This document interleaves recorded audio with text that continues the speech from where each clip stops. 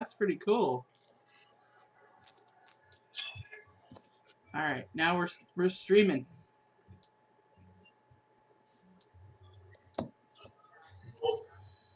And we're recording. Oh, there we have another person. Let's see who it is. Oh, that's pretty cool. I got my coffee. What do you have? You have something? Coffee. Oh yeah. Oh, I love your cup. I was Seahawk I'm fan. sure it was a gift for Brad, but it just goes in the cupboard and everybody uses it, right? Brad has been a Seahawks fan since the beginning. You know, he was a little kid, so he's wild about him. I'm like, you know, I'd say I was a fan since about 12. Yeah. Yeah. I grew up in the Northwest, so Seattle's our team. Right. And you know, like when I was growing up, I have 4 brothers, so they all played football, and I was in the band, the pep band for Montesano. So we went to all the games, and so I know football. I know the rules basically, and what that means when they blow the whistle, and you know all that stuff. So I enjoy it, but not like crazy fanatic about any one team. You know, I play that on TV though. When it's on, I'm like, I don't know if there's football this year. Not like Brad. I mean, I love. You said the person joined? They didn't. Something happened. They didn't come in. Let me. Maybe you could, so that I don't have to go off this screen, because it'll show what I'm doing while we're going. But that link that I shared to you, could you share that out to other people? Can you help me share the link out that she sent me? Yeah. Here. Yay! That one. Thank you, Steve. You're welcome. You're welcome. Who am I sending this to? Who would you want? Who do you want to send it to? Like, all the usual suspects, I guess. Like, where's Rhonda today? Send it to Rhonda. 11 o'clock. Dorothy They have the check-in for Vernon Kratz, but they could join for a little while. I'm gonna grab that. 11 o'clock for what, Vernon Kratz? Oh, for Our Revolution? Yeah, Our Revolution. Yeah, because I just got my email today from Drew because I'm the only female running for national delegate in CD3. Oh, nice. Yeah, I think my odds are pretty good, don't you? Only one. Marianna's running too. But I'm in CD3. No, you're in CD3. I'm in 6. But she's never. 6. Oh, that's just gonna say. Running, yeah. For different CD3s, so we get. I listed it once. Just who's running.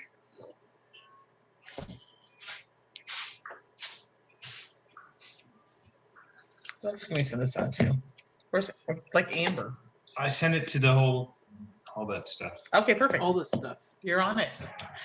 To all the people in the groups. Hopefully they understand what the link's for. They just kind of see it.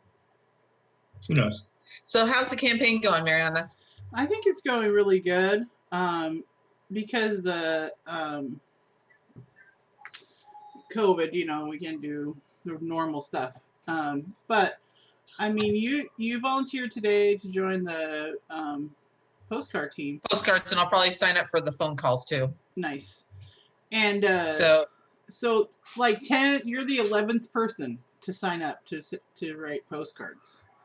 So that is freaking great to me. I mean, that there's these, 11 people writing messages on postcards for the team. That's pretty cool. And not all, like you, like cool adjacent to the district, but not in the district. Some of them, but I don't care. They, they support progressive values, and they're gonna go out to everyone, not just likely Democratic voters, to everybody who voted in the primary. So this is the list that we got. Good. So if you keep it to the issues, you only got a small space to write, so it's not like you can write a book. But keep it to the issues and not like, Republicans bad, Democrats good. You know, nobody's all good. Well, all we're bad. pretty much on the same page on what we want to happen. Right. I mean, how we feel about how we want our representatives to stand up for us. You know, like, yeah, I'll be honest, Medicare for all is my main thing, and I even put that in there. It's my passion. Yes, of course. So I'm still on the committee with Georgia for whole Washington. I've been going to the every 2-week meetings. Nice. I had to tell her I supported that, otherwise she wouldn't have endorsed my candidacy. Yeah, Steve's running for charter review down here. Even though it has nothing to do with Medicare for all. We have no control over any of that. I had to endorse, otherwise. That's right. She wouldn't endorse me.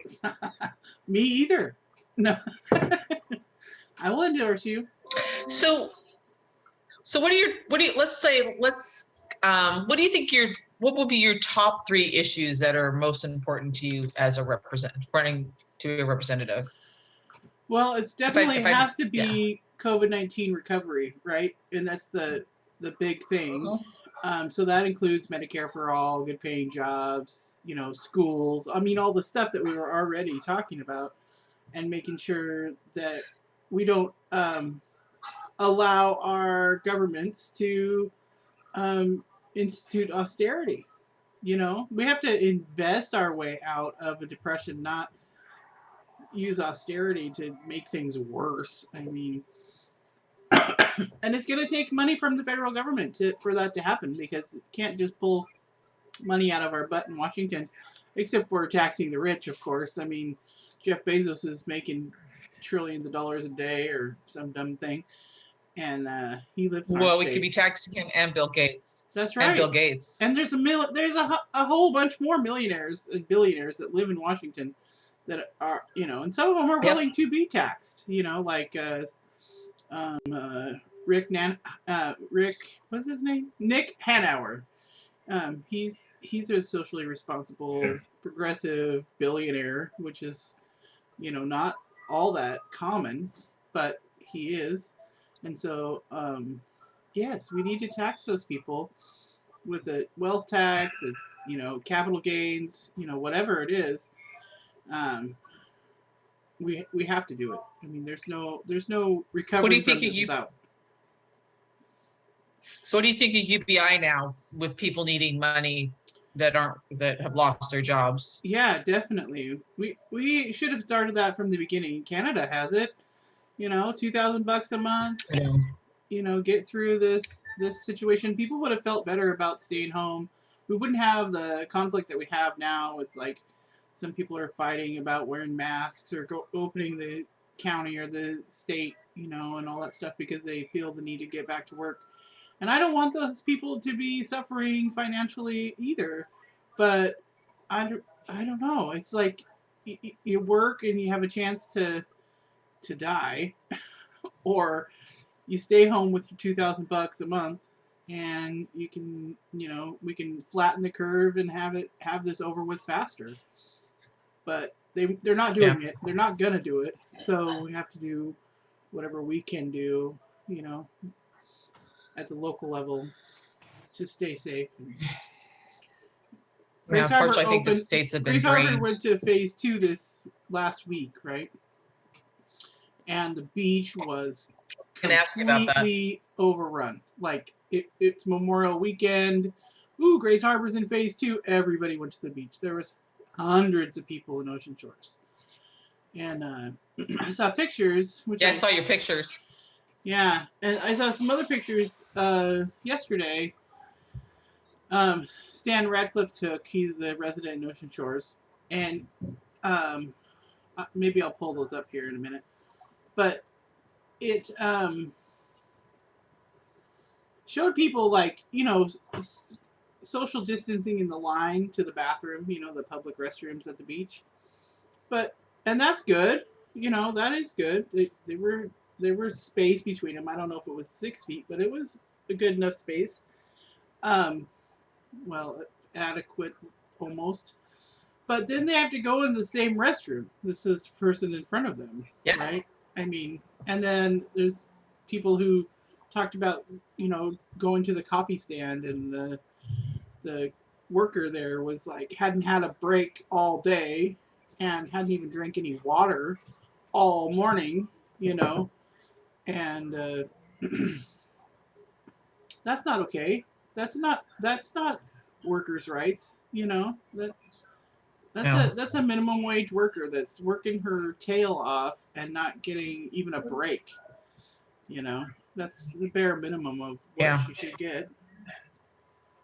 They put ours on hold because we had an outbreak at a food processing plant down on Fruit Valley Road, not far from my house. So ours is on hold. What do you think of that? I'm devastated that we didn't. I mean, we're just now finding out about this. Well, it just happened. They found out Sunday and Monday, and then they were doing all kinds of investigating and stuff, and they announced it to everybody on Thursday. Yeah. So. I mean, what honestly, what were they doing to protect these people? And come to find out, it's mostly Samoans, Asian Islanders. Yeah.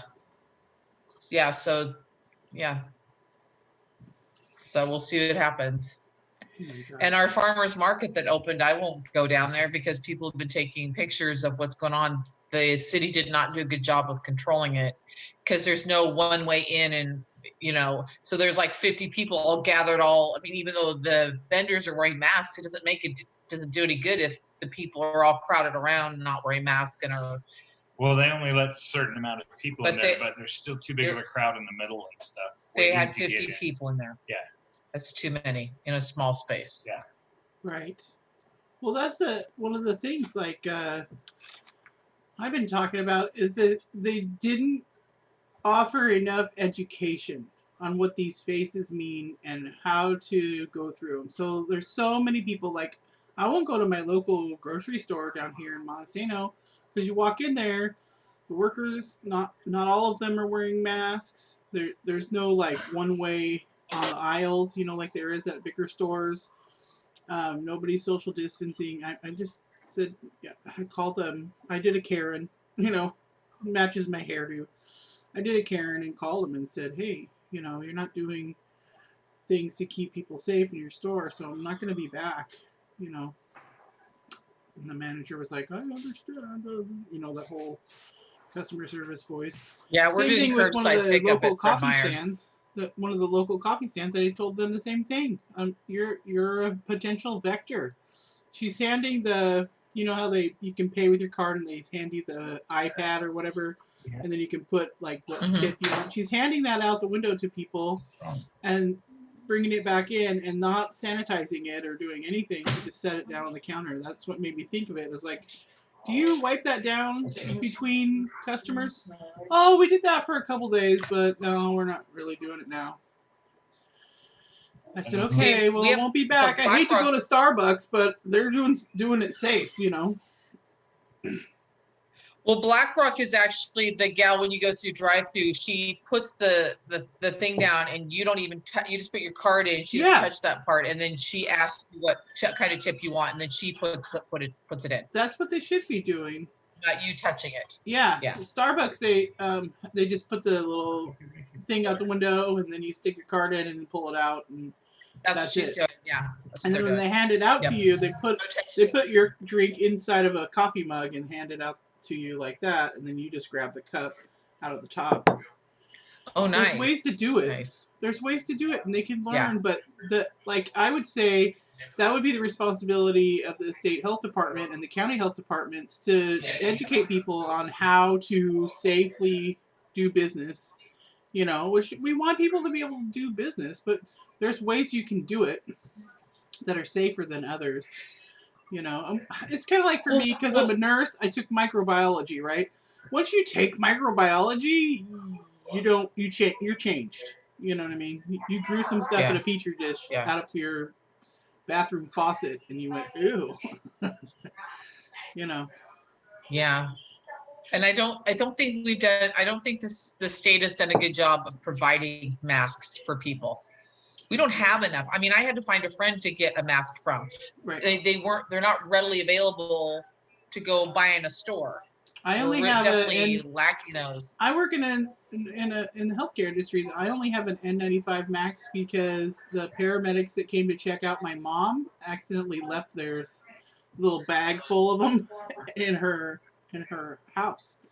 So that's the only reason I even have one.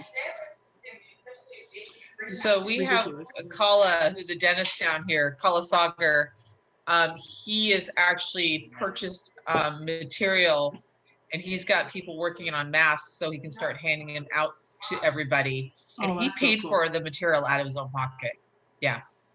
Because he's like, and he also said that once we open phase 2, he said the hygienists are going to be the ones at the higher risk because they're dealing with people's mouths. Yeah. Even with masks, they're still, yeah, it's going to be challenging. For sure. For sure.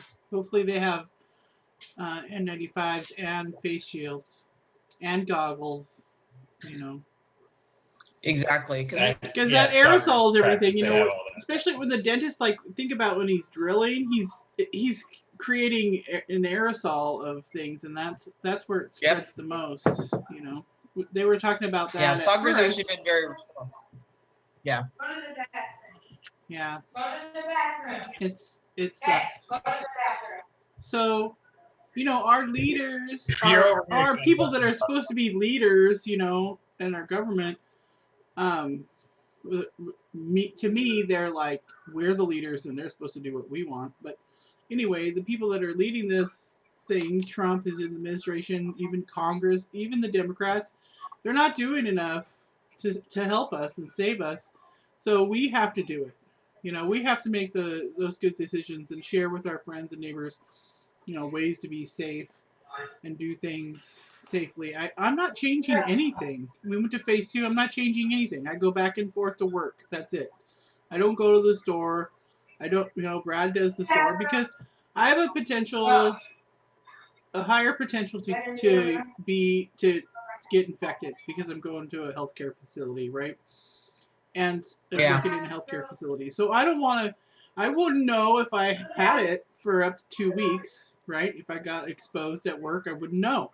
So I'm not going to stores and stuff. I'll go to the drive up at the coffee stand or something, and I sanitize my hands. I put on my mask. I like lean over here and don't, you know, don't touch anybody. Doing. Yeah. You know.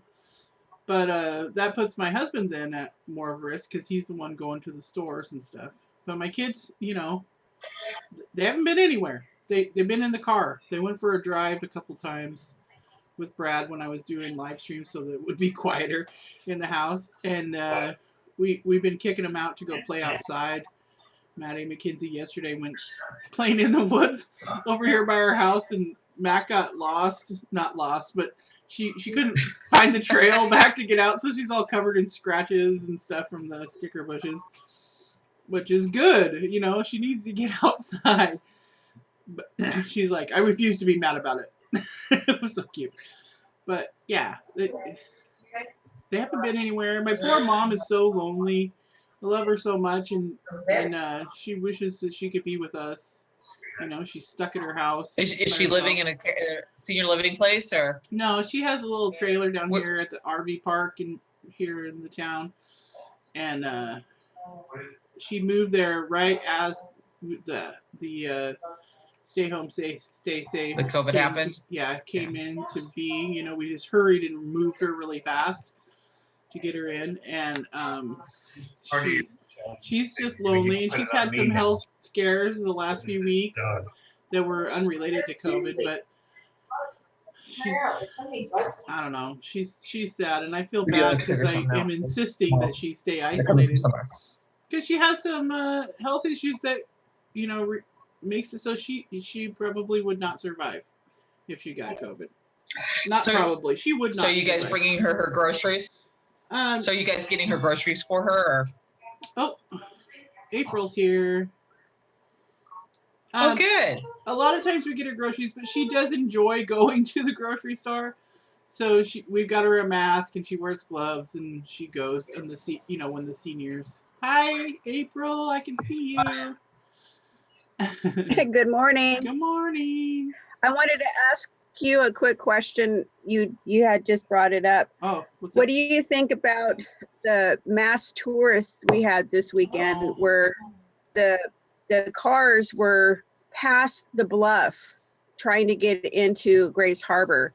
When I was at Walmart the other day, I was wearing gloves, I was wearing a mask.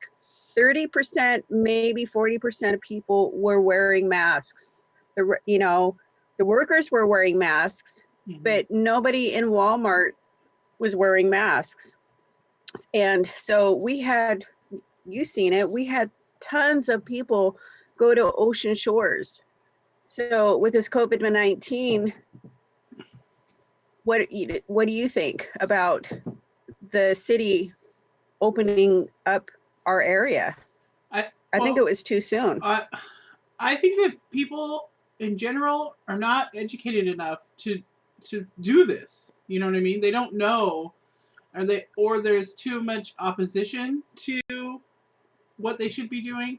So I don't understand what somebody's motivated to encourage people to not wear a mask or to not stay home. You know, they're like, you're infringing on my rights if you ask you to wear a mask. I don't understand that at all. So yeah, without the education piece, without the, telling people how to be safe in society now with COVID-19 in the air or droplets,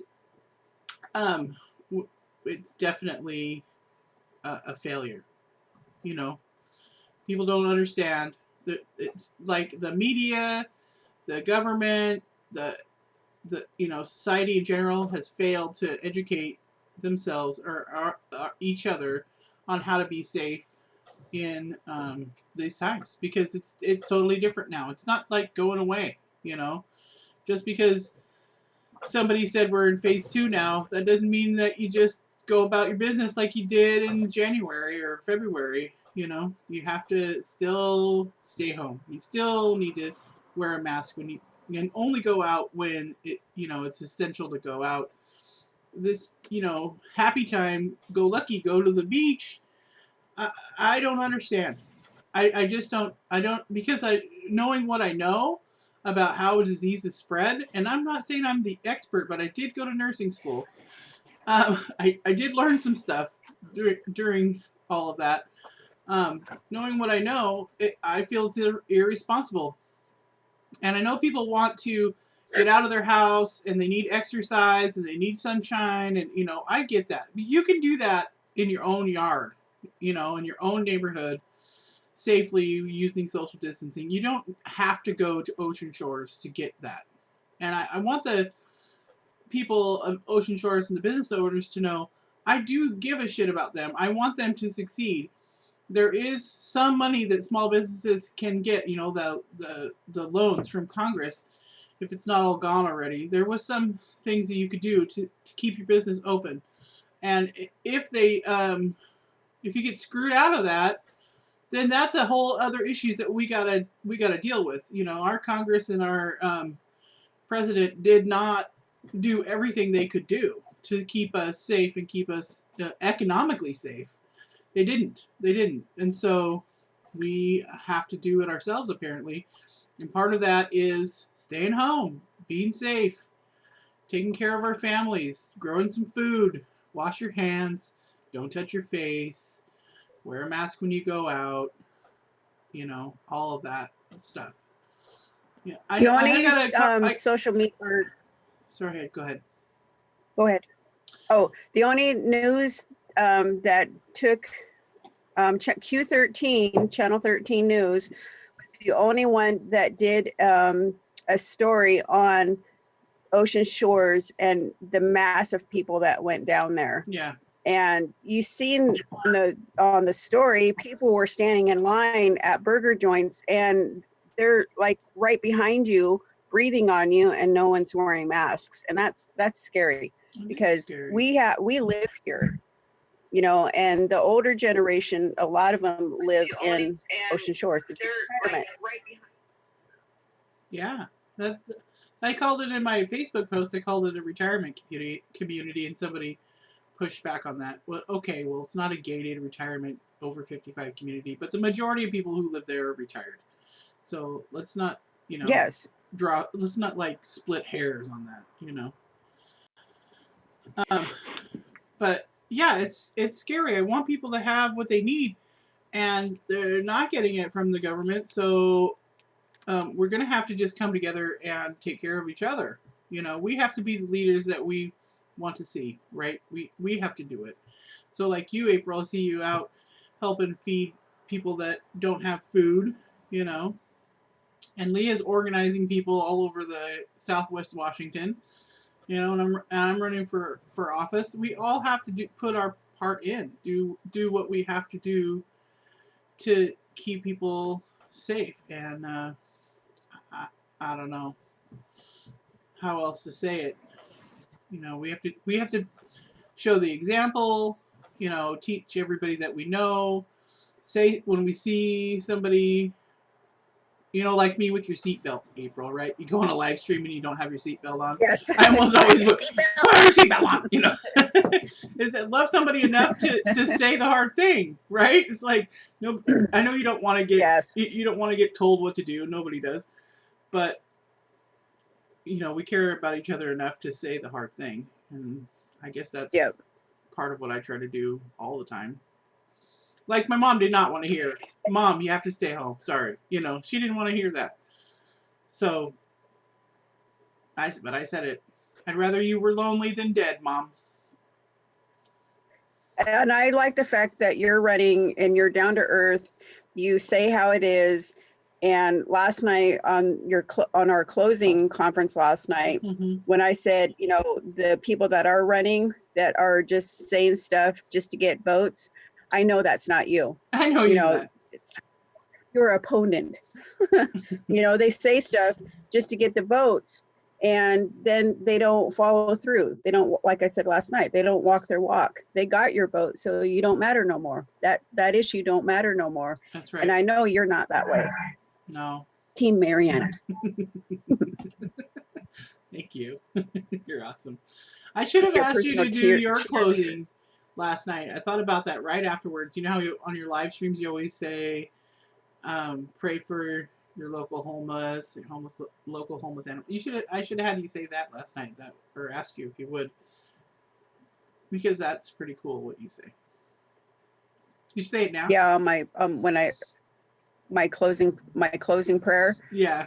Please pray for your family, friends, and enemies, your local homeless animals, anybody else going through their turmoil. It may be a loss of a family, friend, fur baby, PTSD, depression, COVID-19, loss of a job, looking for a job. May the great Creator always watch over you and protect you. Aw, see? And that's it. That means a lot. That's pretty cool. That is pretty cool.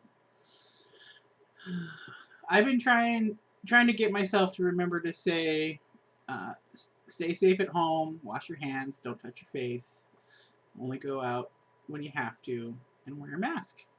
I'm not as good at it as you are.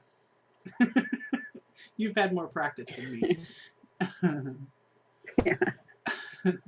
Leah, did you see any of our live stream last night about homeless stuff in Grace Harbor? No, we were having a Zoom. I was having a Zoom meeting with our Bernie people down here because we're strategizing for stuff. Nice. So I missed that. I felt bad. Well, you know, we can only do so much. Connected as best we can. Yeah. What is Well, I've got certain candidates like you that I'm supporting. Oh yeah, that's cool. I can't give money to everybody and do work for everybody. So I have to pick people that are. Yes. So I've been helping Chris Armitage. I love Chris. Yeah. He's pretty cool. So he's one of those people that I see and I give him a big hug, you know, before COVID. Which is a lot of people, but they're special. No, I miss hugging people and having, you know, it's hard. I know.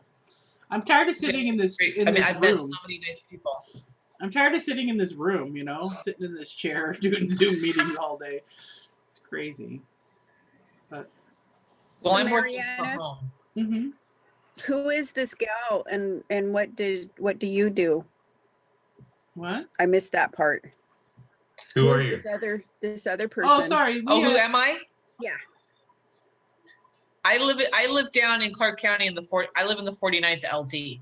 Okay. So I actually met Marianna through friends of mine, and well, actually, basically whole Washington, Medicare for All. So I'm I believe in Marianna, and I believe that she will keep her word. And when she tells people that she's going to support the issues that are hurting people, I believe that she will do that. She's a fighter.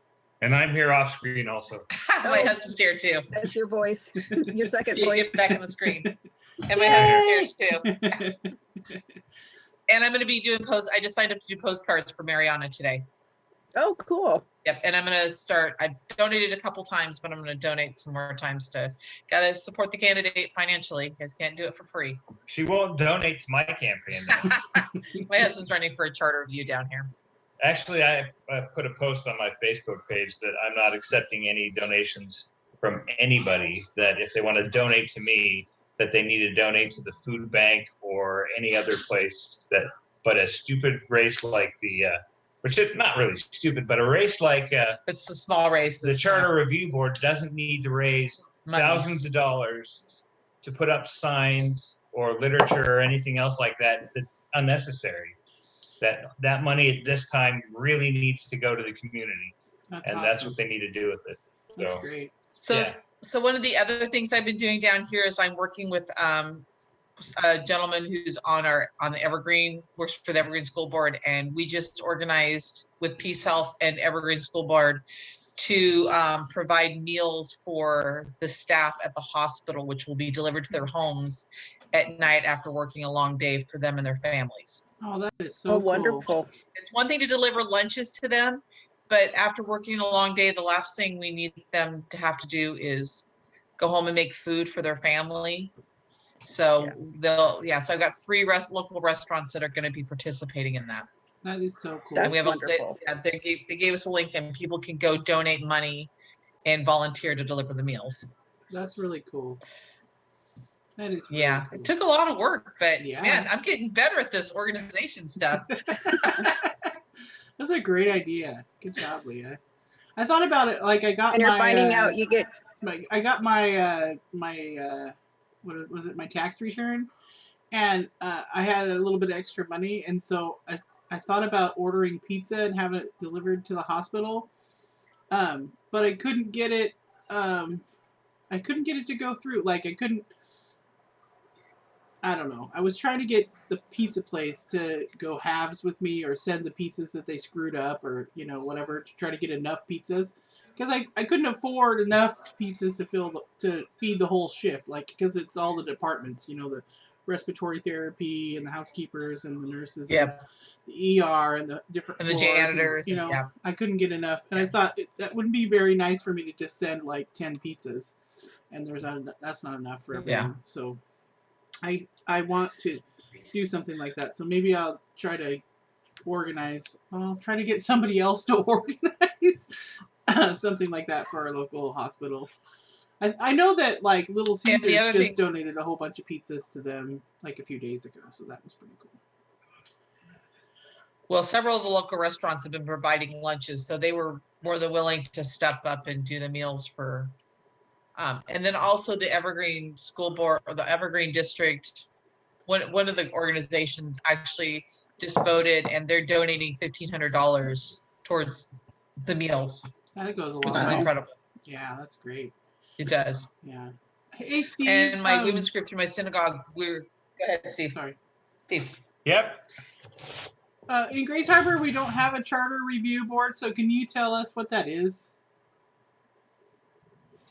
Well, pretty much it's just our county charter exists because we're a home rule county.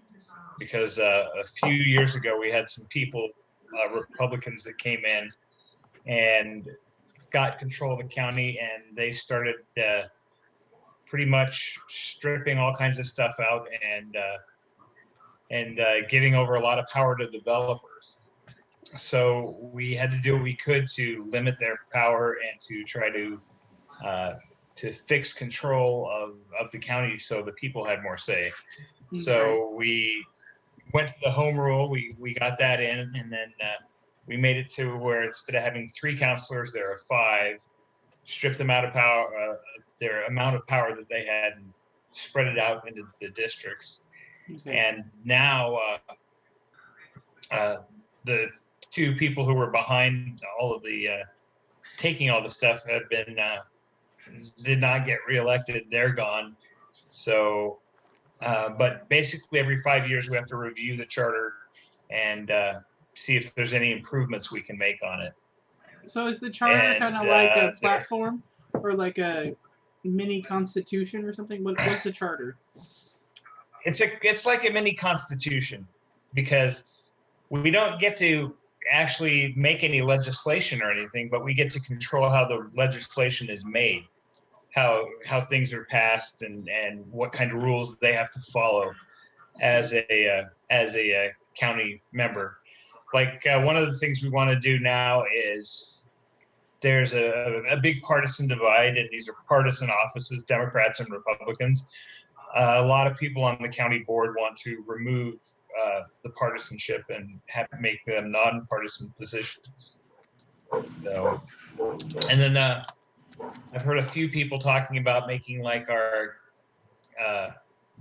county. Some people are saying making the county manager an elected position. But that one I think is going a little too far, because that guy needs to be fairly sharp on lots of things, because they're the ones who actually do the work. The budgetary stuff. Yeah, they do all the work. Yeah. But you can tell them what kind of stuff to do, but then the work has to get done. But then other people said, well, we should do that with the make the treasurer and the auditor and stuff, make them positions where we hire people. And that's gone a little overboard, I think, because we lose control of take the power out of the people's hands. And you can politicize it too, because say your treasurer or your auditor didn't want to do something that the chair of the council didn't want, they could fire them. And the right to fire and hire an auditor and a treasurer should be up to the people. So we are the checks and balance. Oh, so there's someone. Another thing they want to look at is, yep. Oh, good. Yeah. So another thing they want to look at is to have fair ranked choice voting for things. Nice. Which would be better. Will you tell? And right now, these positions that were, what? I'm sorry. When you get done, could you tell people a little bit more about what ranked choice voting is a little bit? Because there's people that might be watching that might not know what that is, because you and I talk about it. But okay. Well, ranked choice voting is you vote for the candidates that you want, and you rank them in the choice. So it's like 1, 2, 3, and 4. So if the person you want isn't the one who has enough votes, then the second person that you wanted can actually get enough. So it's more, it's more democratic. More choice. Yeah, more democratic. Yeah. It's like right now when we're running for these charter positions, there are 3 at large, and there are 4 districts with 3 positions in each one. And you pick which position you want to run for, and you run for it. Well, it would seem to be a better way if in your district, anybody who wanted to run for that position could file for a charter position, and then you go ranked choice voting, and the top 3 vote getters would get that. Mm-hmm. But instead, it's you either get it or you don't. And then the next person who may be in a district, like one of the things that's really helping us out in the Democratic side is in Battleground, in District 4, we have a guy who's running, and this should not happen, but it's a flaw in the system. We have one guy who's running as a Democrat in 1 seat, and there are 5 Republicans running. In that same seat. It's a very red district. Chances are, if he ran against one person, he would not win. But running against 5 Republicans, chances are he's probably going to get elected. Right. So, but that could go the other way too, right? That can go the other way. So it's still a flaw. that needs to be fixed. Just because it worked for this Exactly. team, just because it worked for the blue team this time, doesn't mean that it's not going to work for the red team another time, right? Exactly. And but you know, when we convinced our friend Thomas, I'm sure you've met him before. Thomas Hernandez is running, and that's the one we're talking about. I like Thomas. But I kind of conned him into running, saying, "Oh, you need the experience. You need the experience." And it was like, "Okay, Thomas is going to get in there. That's he's going to run." But it's okay. He's going to win. Yeah, it's a really Republican district. He won't win. No, he might. There's actually. Then all of a sudden, it's like, wow, he's running against 5 Republicans. He stands a chance, you know. There's actually pockets of Democrats in that area because we canvassed for Bernie out there. So there's pockets of people that are Democratic. So it'll be interesting. I think it's changing a little bit out there. Unfortunately, they do have a white supremacist on their city council board. Mm-hmm. Oh, nice. Yeah. So, but with ranked choice voting, it would be better for them because the will of the people.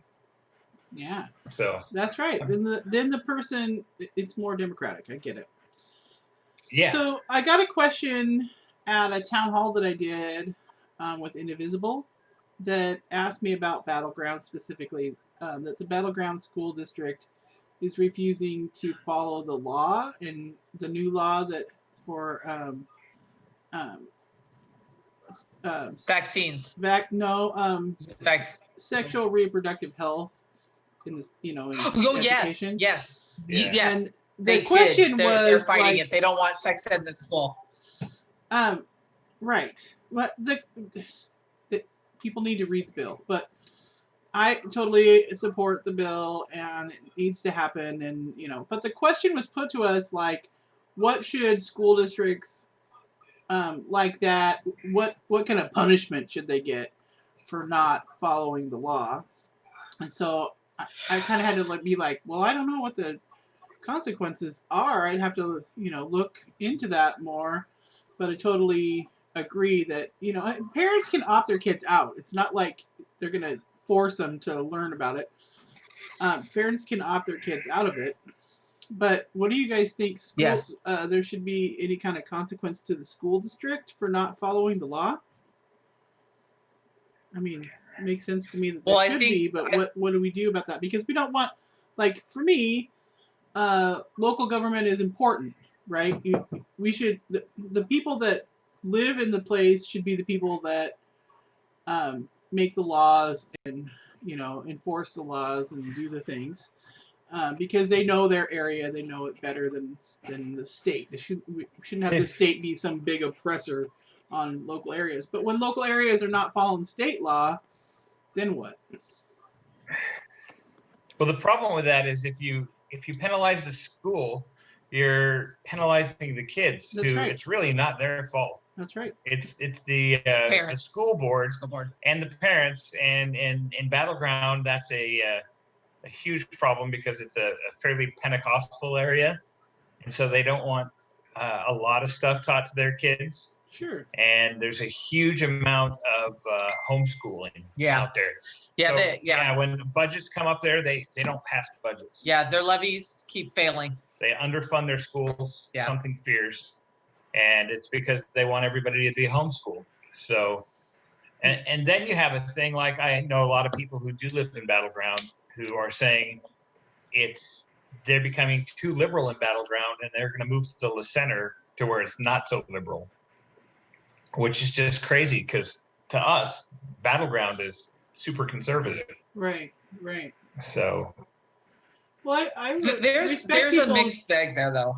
I would totally respect people's beliefs. If they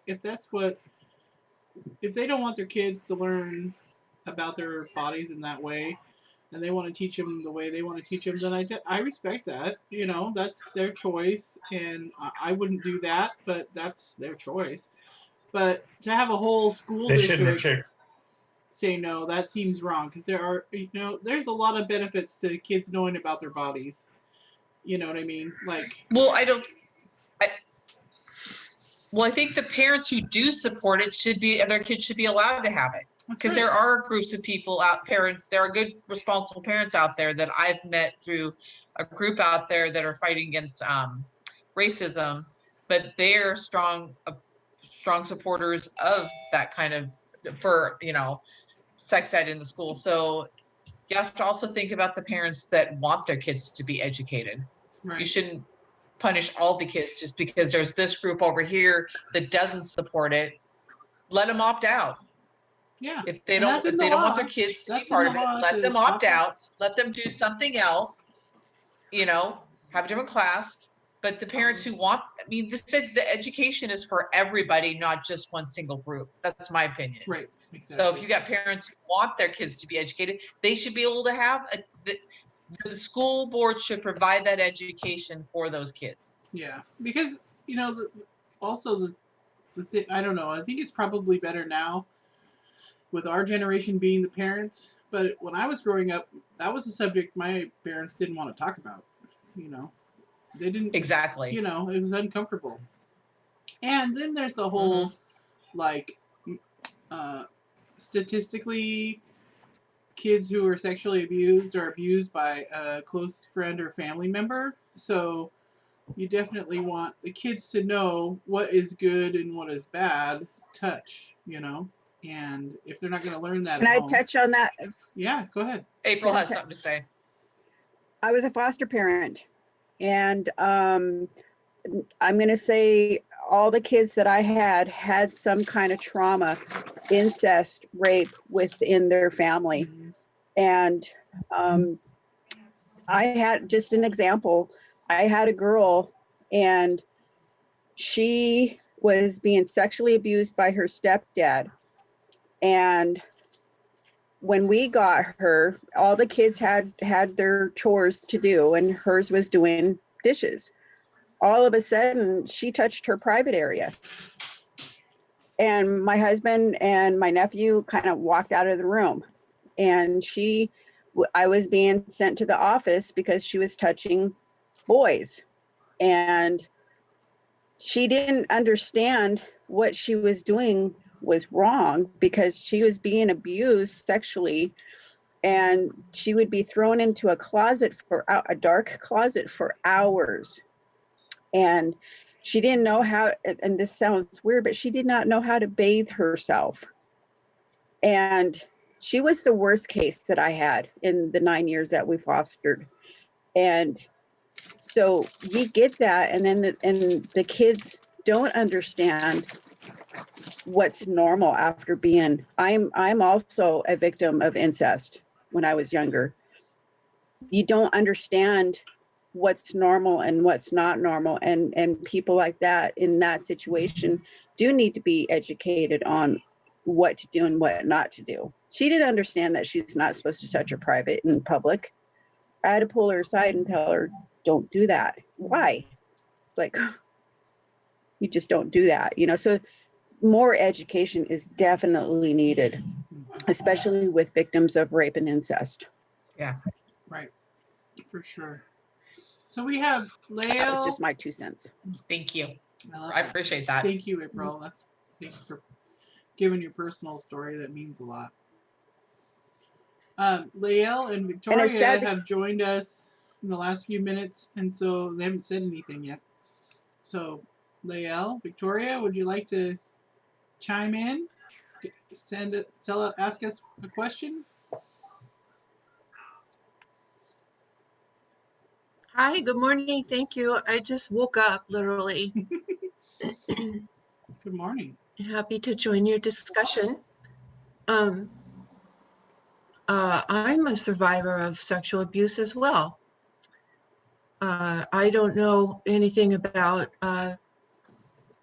formal education via the school districts, but your question is an interesting one, though. How can you, you know, do we have any leverage over whether people follow the rules or not? That's an interesting question to me. I don't have an answer. And what is an appropriate response? Like, probably a response in that bill, what to do, but how do we respond, and how do we respond appropriately so that it doesn't further hurt children, right? Like, they're not going to do if they're not going to do the sex ed, like Leah said, how does the state respond without defunding other programs that kids need in that district, you know. Well, if it's the law, it seems that they have to respond. If they're going to refuse to, if they're going to refuse to comply, Mm-hmm. I don't know. I mean, there's a lot, any number of ways in which, you know, people don't comply with law. Mm-hmm. And I don't know what the recourse is, but it seems that there has to be a standard, there has to be a norm. And if parents disagree with that norm, they can provide an alternative view, you know, on their own. And kind of what I'm thinking is that there's like certain politicians, like the incumbent in my race, they use this hot topics to divide people up, right? So they say they circulate information like the school wants to sexualize your kids, the state wants to, you know, Jay Inslee wants to sexualize your kids and stuff like that, just to try to earn some bonus points over themselves and divide us up further. And so maybe what it takes is normal people, not normal, but he's kind of abnormal, I guess, but normal people like you and me to have conversations with people who we perceive we don't agree with, but you know, when you talk to people about the issues and hope to come to an understanding with one another, then we can really go really far with bringing us, you know, working class people together, right?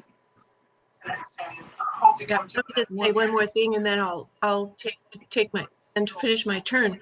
But the children are, you know, who get caught in the middle of, which is what is so sad. So we need to also have, you know, school nurses and mental health in place to provide support for children who get caught in that crossfire. Big time. Because, you know, I can say, oh yeah, the parents have a right to provide alternative, you know, views on the matter, but that's only if they dish that out fairly, you know, and often I understand that isn't always the case. So right. Well, unfortunately, I think we're not funding our schools well enough to provide those counselors that the kids need, which is unfortunate, and that we should be getting more money from the federal, but that's not happening. So absolutely. Yeah, that's a news item in Aberdeen right now, that the school district just cut like over 100 educators from their school district, and you know, the football coach, nurses, counselors, like teachers, para educators, like they just cut a ton of people from their employment at the school district. And you know, who pays for that?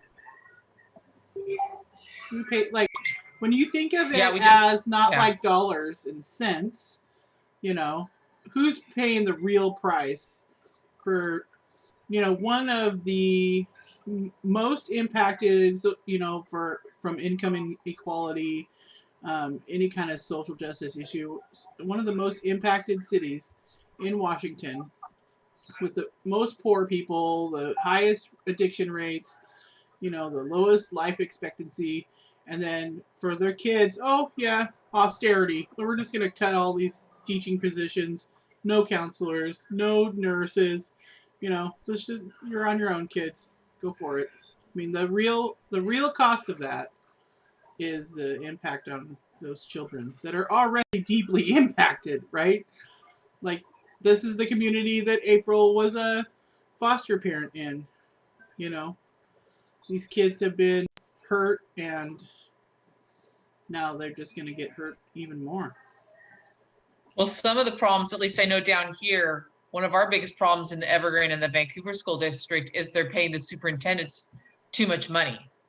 I mean, we're switching the board, and we're hoping that Vancouver can change that. But a big part of that is we're paying our superintendents way too much money, and that money is going to them instead of going to the teachers. Because like Evergreen, they just cut a bunch of science teachers.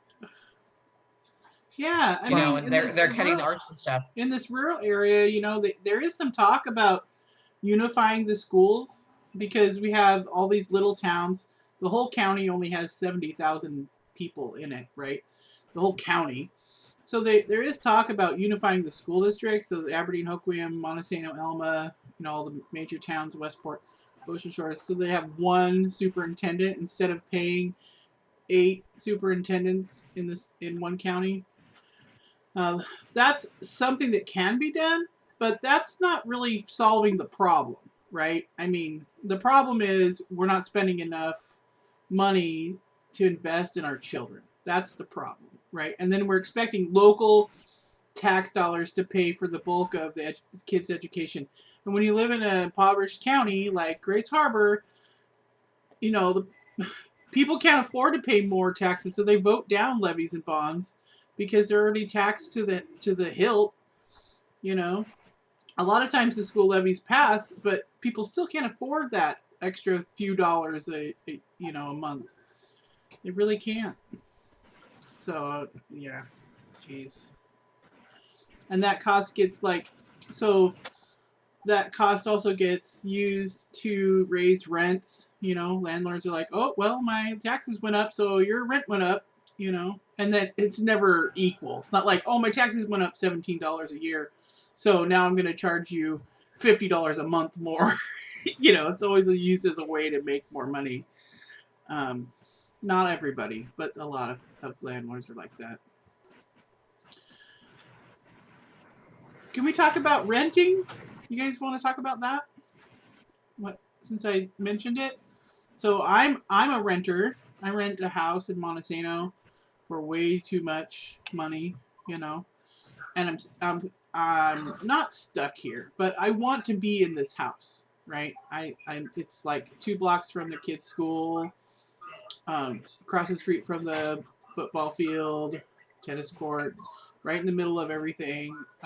When school was in and before COVID, my kids, all their friends would come here for lunch and, after school and stuff. This is where I want to be. It's big enough to fit us all, but my landlord, raises the rent whenever they feel like it.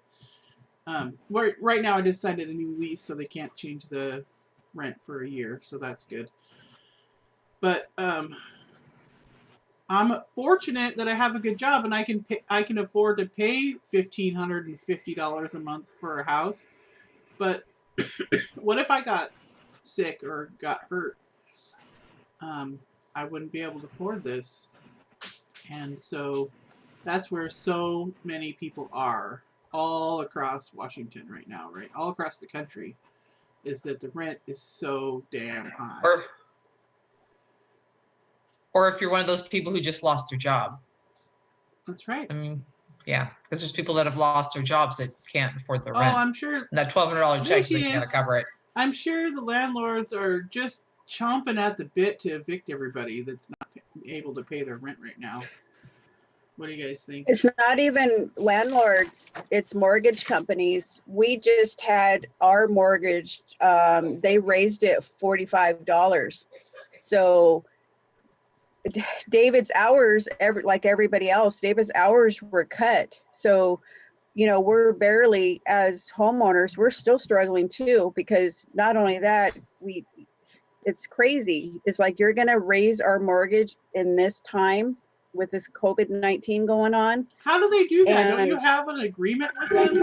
I don't know how a mortgage works because I've never had one, but how does that happen? Don't you have a contract or something? You would think, well, yeah, they said that our mortgage payment was $809 a month. They sent us a letter last month saying that they were going to raise it $45. It's based on escrow. Yes. If the escrow goes up, then your house payment goes up. Insurance and stuff like that. Taxes. Yeah. And the escrow can fluctuate up and down. Doesn't that fluctuate with property tax? Not with the property value. With the property value, yes. Because it's your tax. Yep. It's crazy. It probably wouldn't have been bad a couple of months ago, but now with his hours cut, we're barely struggling. And it sucks because we didn't have to think about, okay, do we pay the water bill now? Do we wait? we have $50 or $80 for food because, they decided that they were going to raise our mortgage. That's And crazy. it's not, I don't think it's fair. My 2 cents again. Not that, I mean, in this time, you know what I mean? Like right now, Yeah. when we're trying to Yeah. Get through this, it's just the wrong time, and that's like a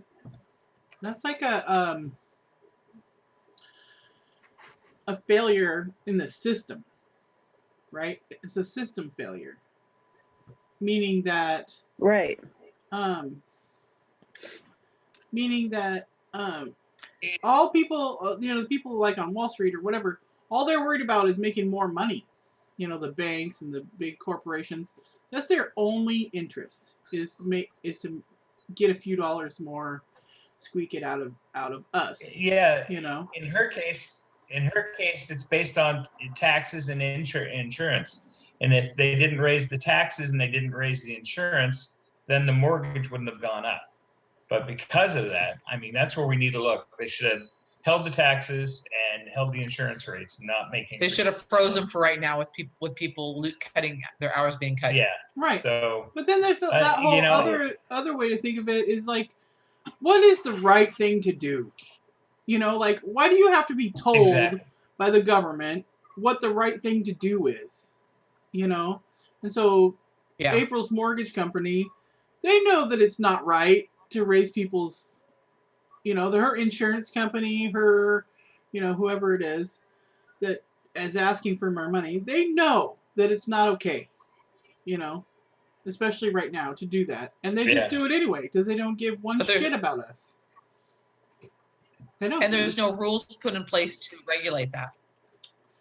Right. Because unfortunately, these stimulus packages that got passed by the Democrats and Republicans, a lot of that money did not go into the pockets of people like April and people on this chat. Mm-hmm. It went to it bailed out the airlines and the oil, and the oil industry just got bailouts. I mean, these corporations, Wall Street got bailouts, or the banks got bailouts. People who are losing their hours should have got more in their checks. That's right. And from my understanding, some people haven't even got their $1,200 checks yet. I haven't gotten mine. Which is sad. I didn't get mine. See? Well, I mean, what do you do when you don't have an address, or you didn't have a job, you don't get any employment security, or you have an employer who isn't providing any assistance with collecting employment security, and you don't have an address, or you don't have a job, you don't have a bank account. I mean, you're not getting $1,200 now or ever. I just want to bring up the tribal people got hurt really bad, and I work for the Tulalip tribes, and they're really hurting. I mean, they've got to be hurting so bad with no income for almost 3 months. Because they were denied unemployment. Oh my God. And they had a lot of people from Quinault filed for unemployment, and they were denied, and then they had to appeal it. So they, like you said, they didn't get any income, and they don't get per capitas at Quinault unless you're an elder. So a lot of people were suffering to have food for their families. Oh my God. Yes. Don't get me started on the Quinault, on native, native stuff, because, look at the Navajo Nation. That's right. And the COVID-19 going on there. Mm-hmm. So yeah.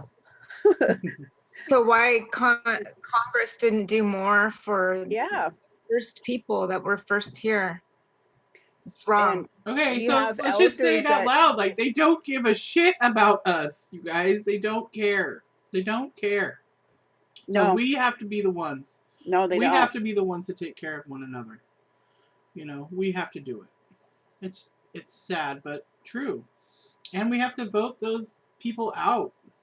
We have to elect people that are going to actually have people's best interests in mind, not their own pocketbooks or their donors or whatever. Because that we have for Congress right now in Washington, I know of for sure 4 candidates that will go to Congress, and they will have our best interests at heart, and that is in CD6, Rebecca Parson. In, oh gosh, Leah, help me, which CDs are in? Jason Call is in CD. CD5 CD, is you got CD5 with Chris Armitage. CD5 for Chris Armitage. Yeah. CD2 is Rick Larson. Well, not CD2 Rick Larson, but Jason Call. I mean, again, Jason Call. I mean, vote him out. Yes, vote him out. Yes, you're right. You're right.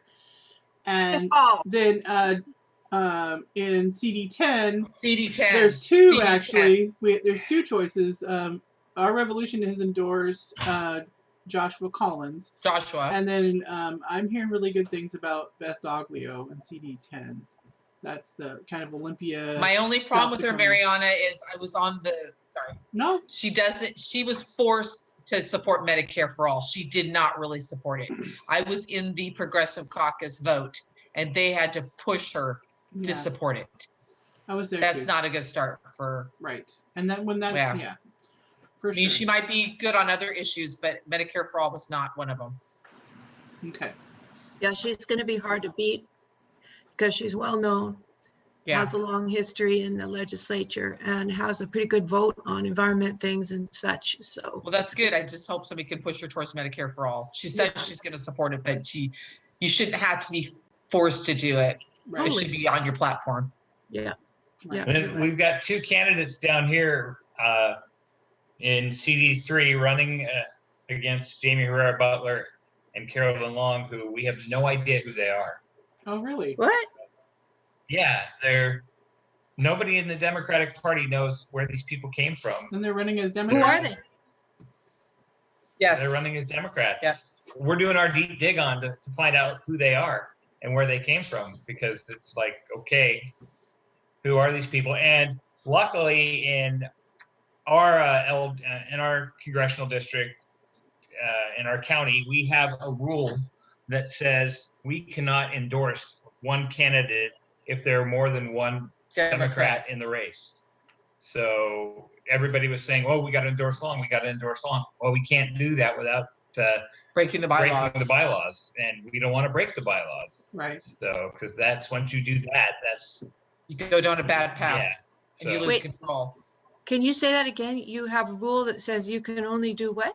We cannot endorse a candidate when there are two Democrats in the race. If there's more than one Democrat in the race, the Clark County the Clark County Dems cannot endorse one Democrat over another. We have that in the 49th. It's in our bylaws.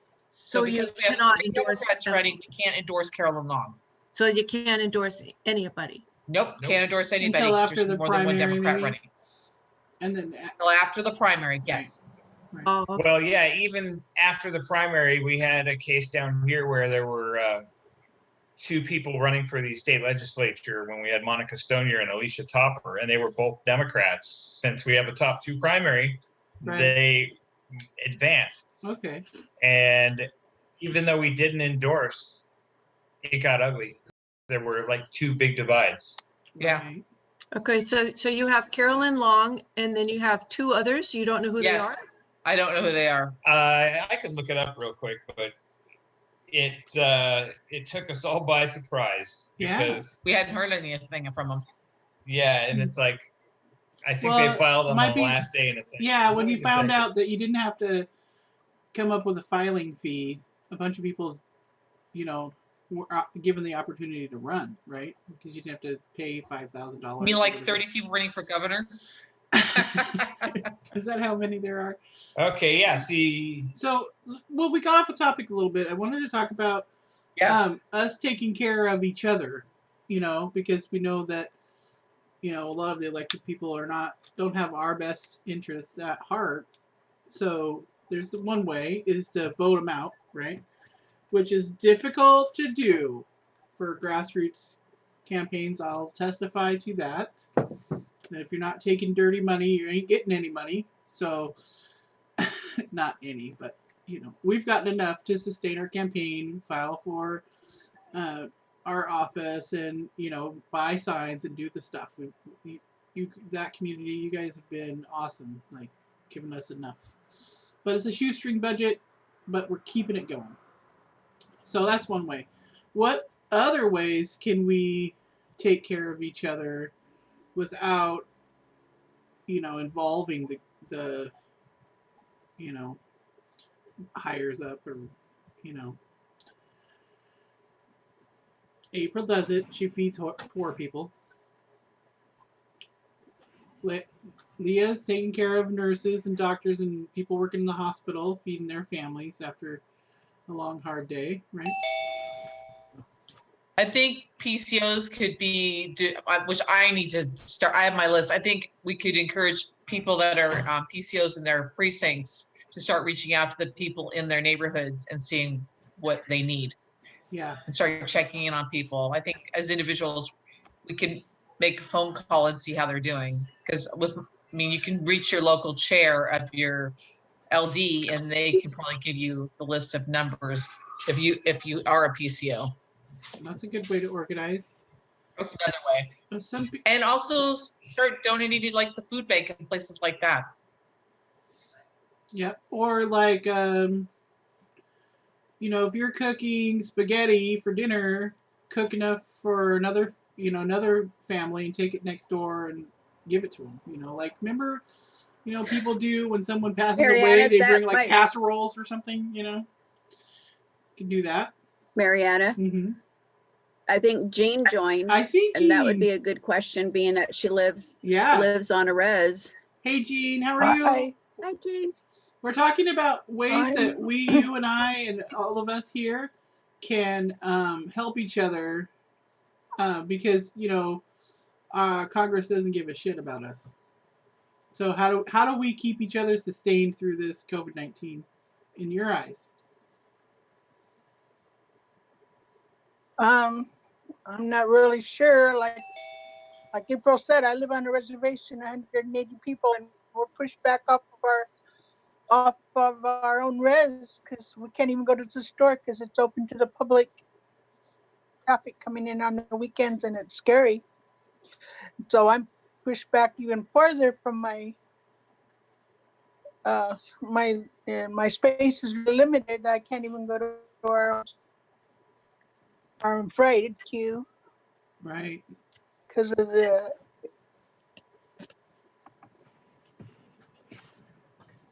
That's terrible. That's terrible. Kind of giving where Jean lives. She lives in Queets. There's one store right before you enter the reservation. And that store is on the main highway going to Forks. So you get a lot of tourists because that's the only store within miles. So a lot of people go in there to, stop in, get their pop. They have a bathroom for men and women. And so this one small reservation and its store gets thousands of tourists. And last weekend, the last time it was really sunny, hundreds of I'm sorry, I ride a motorcycle, but you had hundreds of motorcycle people walking in there, stopping in, doing a pit stop, and no one was wearing masks. No one was doing the 6 feet. And this is a small reservation. And there's supposed to be 5 people in there at a time, and they wouldn't even listen to that. Yeah. Oh my gosh, Jean. So you're putting our native people at risks, and nobody was able to stop it. And there was no one to say, hey, this is wrong. You need to wear masks. There's only allowed 5 people in the store because there are elders. There are kids. We have many kids on the reservation, and this tourist with this one store was insane, and nobody cared enough to say, hey, this store needs to have some kind of security down there, whether it be the white man native or white man law enforcement or native enforcement or BIA or somebody. Nobody was there to protect the elders in the Queets. And most of the women are young mothers. That's scary. I'm scared for them.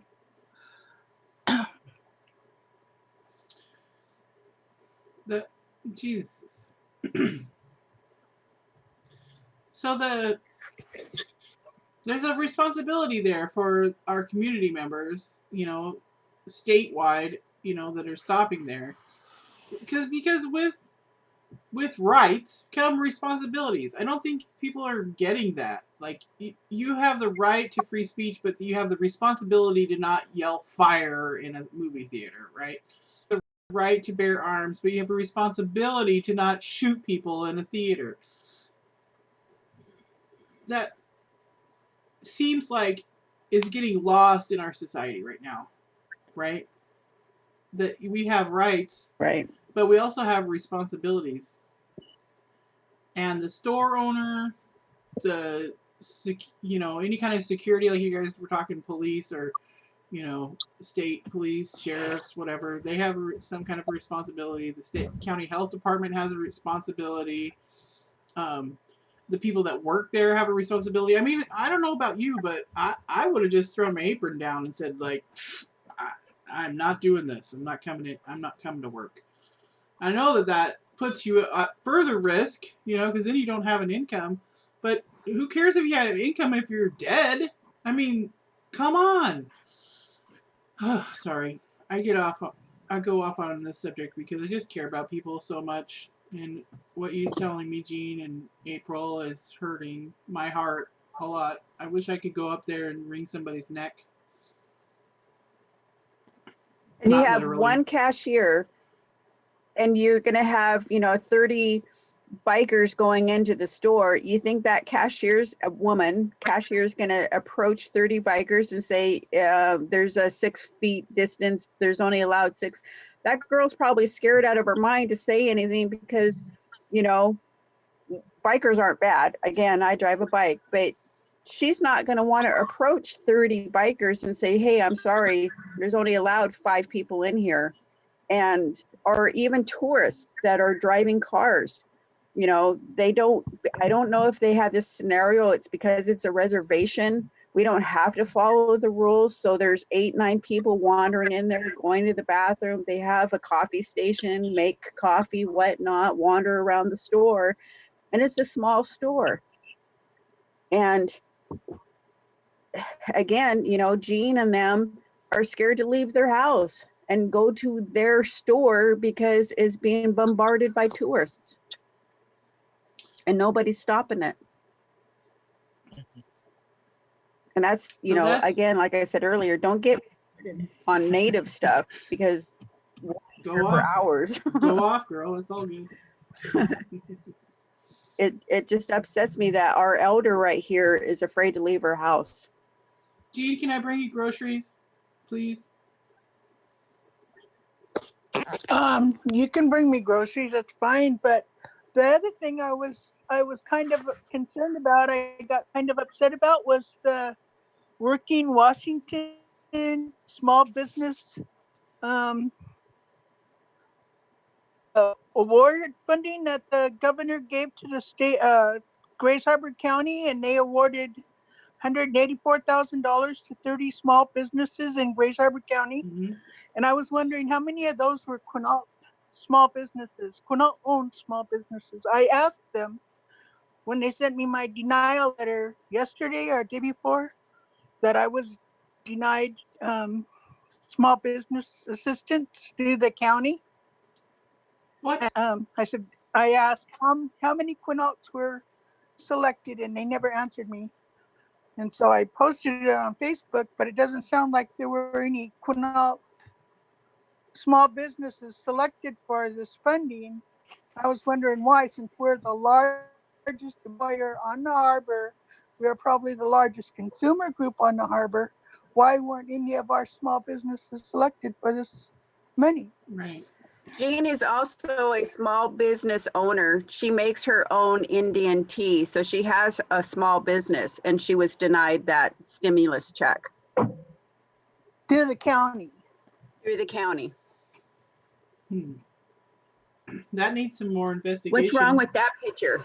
Do you have the contact information for the county commissioners, Jean? Well, it's from actually Greater Grace Harbor. Oh, It was Candy at Greater Grace Harbor that sent me the denial letter that I was denied. okay. Thank you for educating me on that. Okay, Greater Grace Harbor is. I just want to know if there were any Quinault selected or not.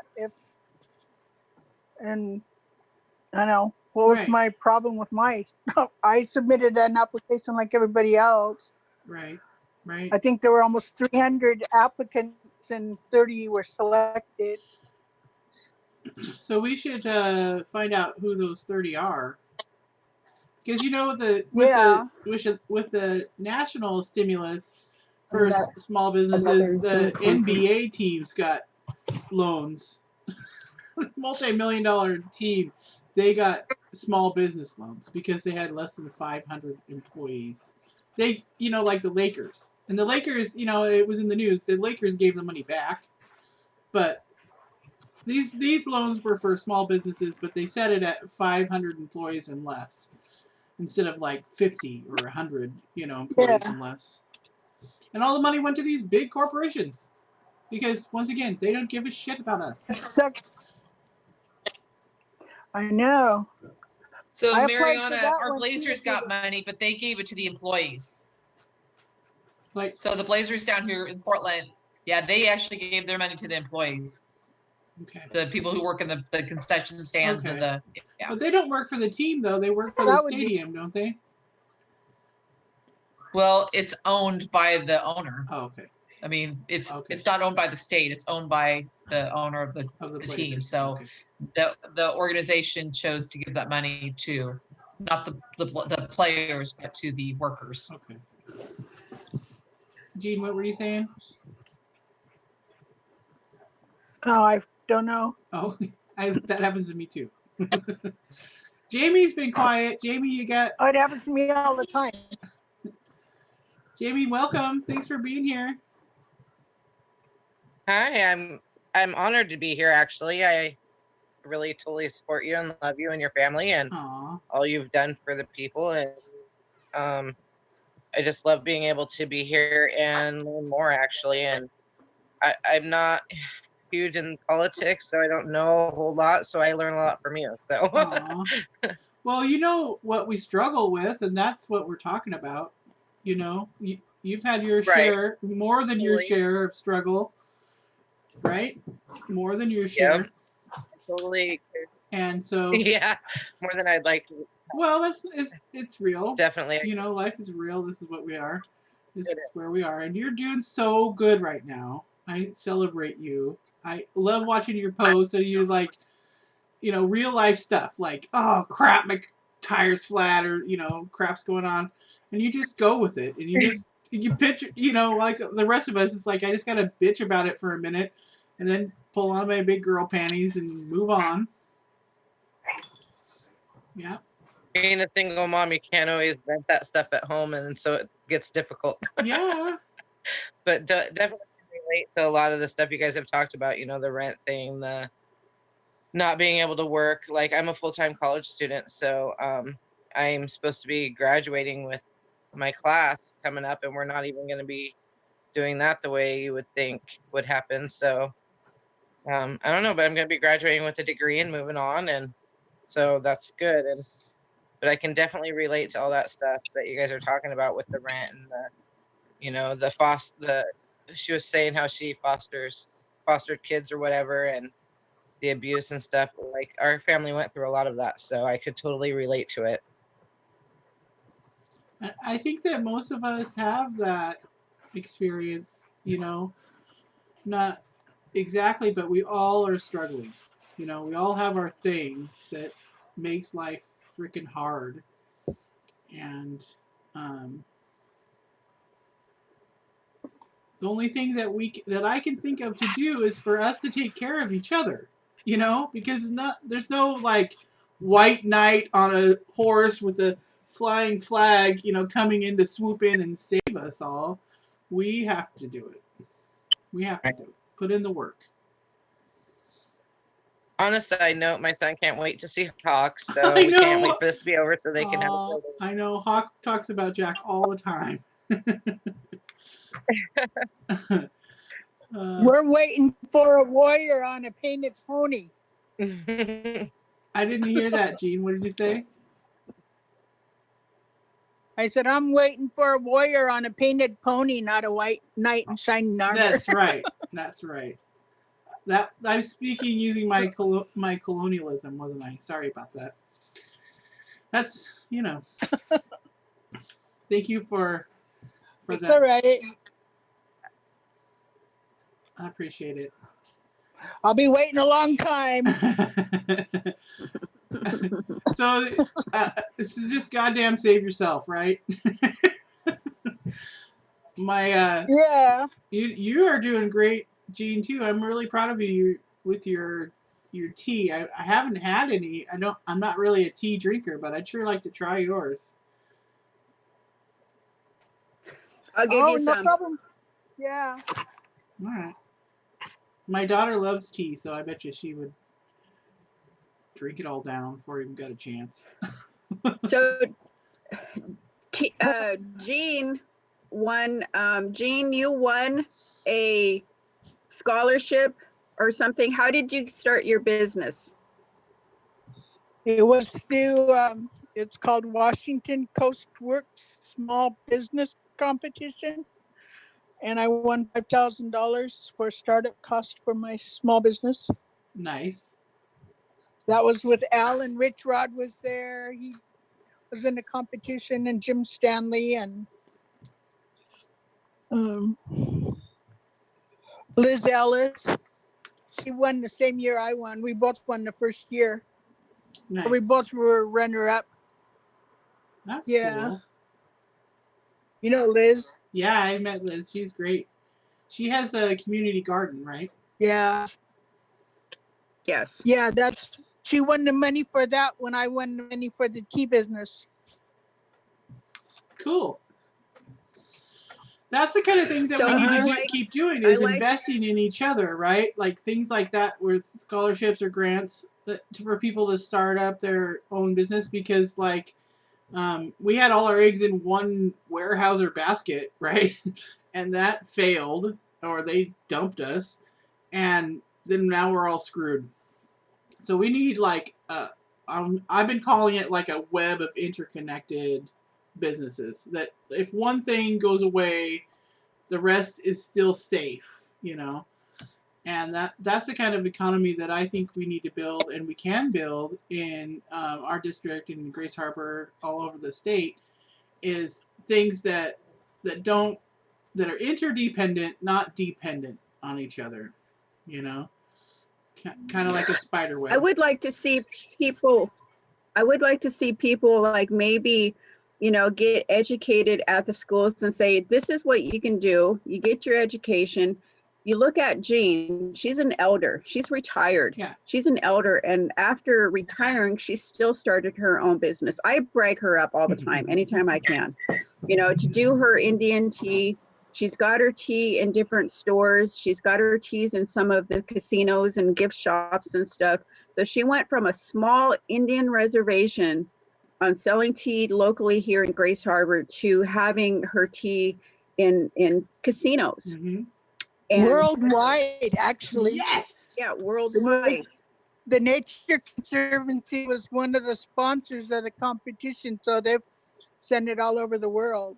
That's awesome, Jean. You know, so she went from, you know, a small tea company to where she's at now. And people in school, kids in school can learn that if you get your education, this is what you can do, especially in the native villages, you know, to let our native kids know that, you know, you can do something with an education and you can get your dream. You know, I have my own business, landscaping.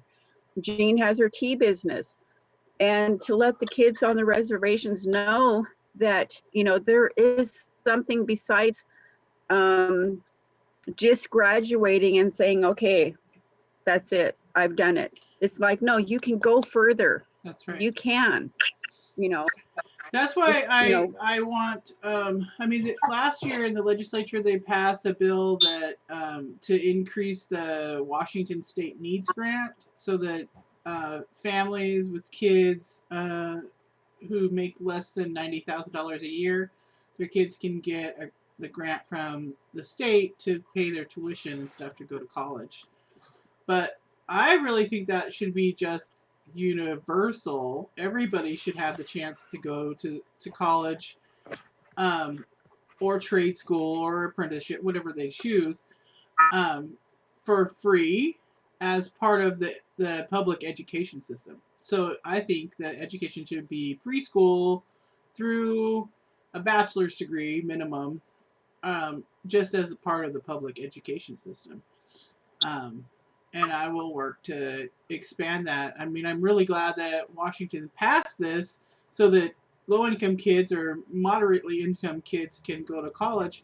But let's talk that up in our public schools. You know, Maddie and Mackenzie for a few years went to school at Stevens School in Aberdeen on South Side, and that was a massive campaign in their school that kids got to know that when they finished school they could go to college. Like that they made it like the normal thing. Like it's not, you don't have to do it, but it's normal if you go to college. That's what, you know.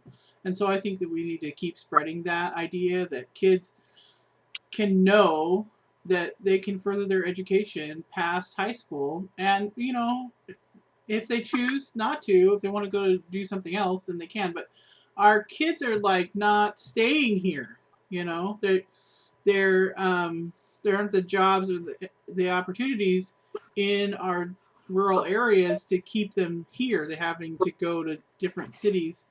You know, the population is consolidating into the cities in our state, instead of people being able to stay home, you know, around where they grew up.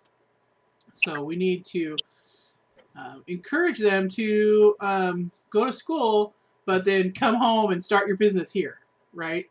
Let's do this together here, because there is, you know, with the like Jean, her teas are being sold internationally, right? We can do that with other products and still have the business based in Grace Harbor, Pacific, you know, Wahkiakum, Cowlitz, wherever counties.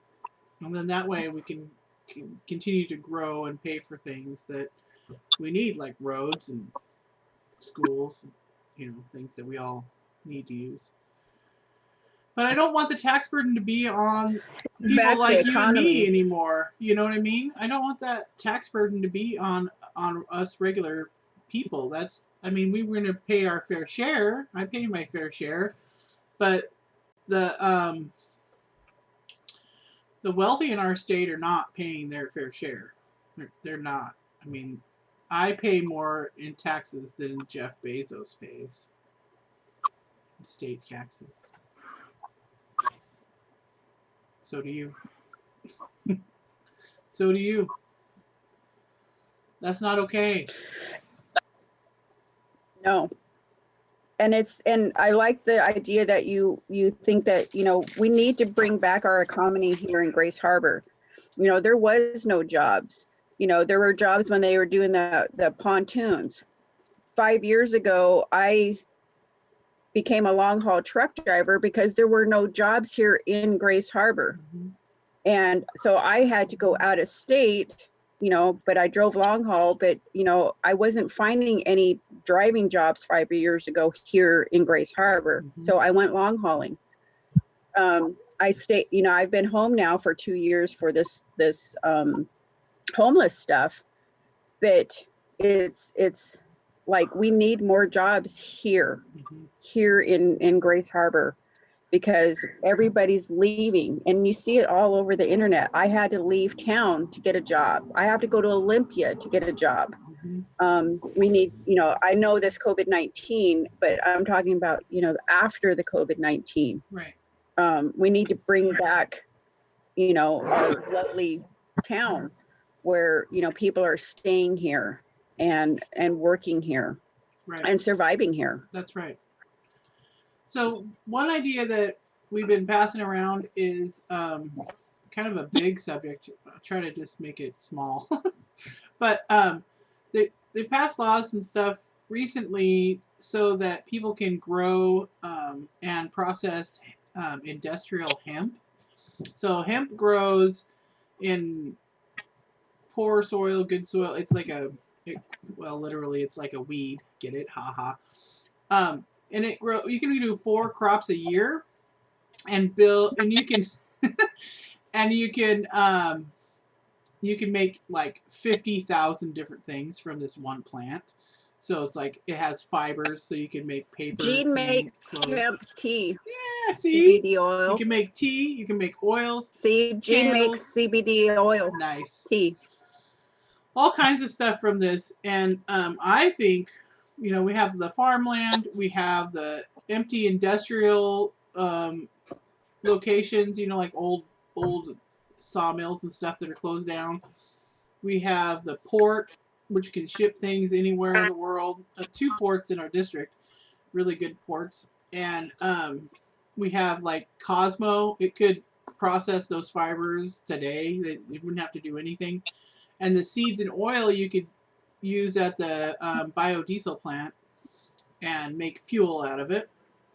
Apparently Boeing would like to make their overhead compartments out of it because it's antimicrobial, meaning germs don't grow on it.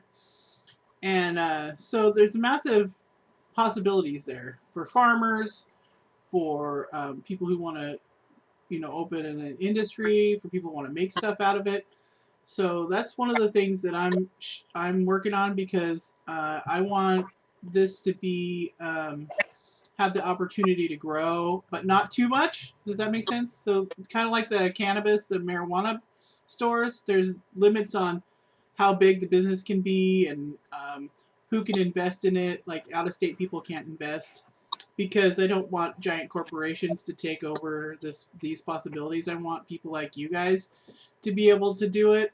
And personally, I would promote it to be run as a co-op, so that the owners of the business are the workers, and that keeps the profits here in our communities, rather than going to like Wall Street or Seattle or wherever.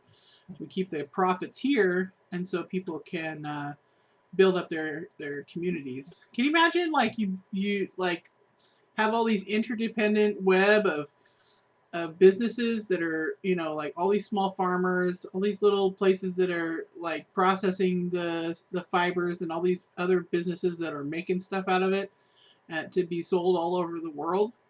That possibilities are there to like make our district, our area of the world, like famous, We could say Southwest Washington hemp products, and then we could have this thing. And then it's not just one thing though. See, that's where I was talking about us putting all our eggs in the timber basket, in the warehouser basket. This would be a whole bunch of little things that go together. What do you guys think of that? I could interject questions and thoughts. I really like that idea, but are you going to be able, well, first of all, I'd like to say, I assume you've looped in Jeffrey Denton, because he's all about that. Yeah. But you're going to have a wall of resistance there from exactly what you said, the giant, corporations that want to like co-opt anything they can do, to mix their biofuels, in with their, jet fuel and their gasoline mixtures. Mm-hmm. I mean, the clean fuels thing is just a really, in my opinion, mostly an effort by big business to reward, big agriculture and chemical ag and gas refining industries to mix in, corn into their ethanol mix. And I think it could come from hemp, and I love your ideal scenario you've painted. But they're gonna sweep in, and they're gonna try to co-opt all of that hemp business if we're not I don't know what we can do to stop that, but yes, we have to stop that. We would just have But to, I'm we would have to wondering, use the state on regulatory a- on a- system, you know? We Yeah, have to use the state regulatory system. and on a maybe related note, I'm really looking forward to hearing what you have to say at some point, as far as to educate people like me who know like nothing about timber. You know, I want to know more about what you're dealing with there, the history, and where are they at now, and you know, because I don't know what that. And I know that like timber sales are used to fund school districts, like in Oregon. They've successfully fought that back. The cutting down the Elliott State Forest in order to fund their school districts. I mean, I was involved in that. I mean, in a minor way locally, just lending some support. But I have a lot to learn about what's going on in your area with the history of timber and where it's at now. At some point, I hope to learn from you more about that. Thank you. It's a massive subject, right? I tend to focus on how our generation has been impacted and where we go from here, because it's such a big topic. I mean, you know, you've heard me say it before that our area supplied the boards that built all the houses across America after the Great Depression. That's a massive amount of wood that we cut down and is gone for, you know, for now, for the next 500 years, it's gone. But that industry having gone away, for a lot of it to have gone away, there is still a lot of money being made logging and cutting boards and selling it. You know, the smaller businesses are still doing it. But it's largely automated, especially out in the forest, which is actually better because there aren't as many people dying cutting down big trees. Better in that way. But there's not the jobs in it that there once were, and a lot of the jobs that are in it are non-union jobs. So people that are falling trees and working in sawmills and, you know, trucking logs, they're still doing that hard work, but they don't have the same worker protections that they did when unionized mills were here. So that we have one big mill in Grace Harbor right now called CR Pacific, and they're, you know, doing all the stuff that you do: cut down logs, bring them to the mill, cut them up, sell the boards, you know. But that's a non-union job, and those guys are making an okay amount of money, but there's still some conflict there between the city and the mill because they put the mill just right outside the city limits, so they wouldn't have to pay the taxes for the city. So that's disgusting. And they probably get kickbacks, you know, like on their power or, you know, whatever, because that's what traditionally they have been doing in the Grace Harbor. Is like Grace Harbor Paper went under a few years ago, and they still owed like a few $1 million in power bill to the PUD. They filed bankruptcy and never paid it, you know, or settled for less than what they actually owed. So big businesses get their fair share or more than their share of forgiveness, you know. But that company did save the paper mill. The paper mill was another company. What was it? April, was it ITT Rainier or something else? ITT Rainier. Yeah, that's where my uncle worked when he first came over here. And then ITT Rainier pulled out, and then another business, you know, took it over to keep the jobs in the county. So it was good. I'm glad that that did, but they also went under, and that was a massive, another massive hit to the Grace Harbor area. You know, Weyerhaeuser had just shut down the sawmill, And then Grace Harbor Paper closed down like within a year. I think it goes back to education, Marianna, for the warehouser employees that were there for years and years and years. When they closed down the warehouser sawmill, literally there was probably a suicide, 2 or 3 a week, because the men did not know what to do. David had friends that had committed suicide because, you know, they walked into work and they didn't even give any notice on that. People walked to work that morning and there were guards there and they said, you no longer work here. End of story. Yeah. And so what were they going to do? They, you know, they had done this for 20, 40, 30 years. So it's like, okay, so educate me, sent me to school so I can make a living again.